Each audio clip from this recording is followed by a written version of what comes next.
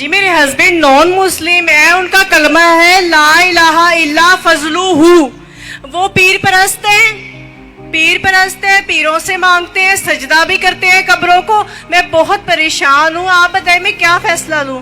کیا میں ان سے طلاق لے لوں یا ان کے ساتھ سروائیو کروں؟ یہ معاملہ مجھے بعد میں پتا چلا ہے.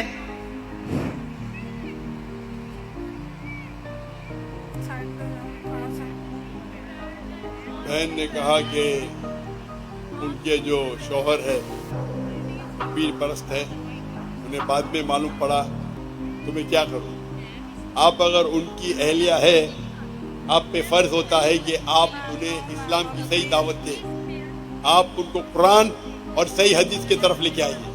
یہ آپ میں کا نے فرض ہے. بہت سمجھایا ہے، حدیثیں کھول کے آپ نے سمجھایا. سوال پوچھ لیا، ابھی آپ جواب سنیے. آپ بیچ میں اگر انٹرجیکٹ کریں گے تو میں جواب نہیں دے سکوں. آپ نے سوال پوچھ لیے، ابھی آپ کا سوال ختم.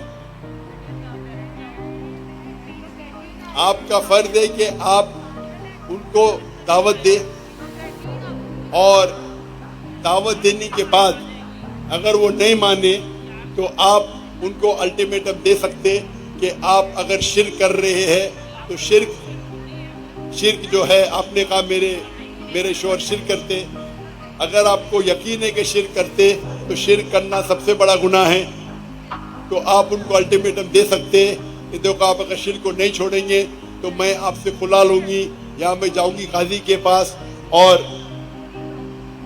آپ سے جو نکاح فسخ کروں گی. یہ اسلام میں شریعت کی اجازت ہے کہ آپ کھلا لے سکتے ہیں یا نکاح فسخ کر سکتے ہیں.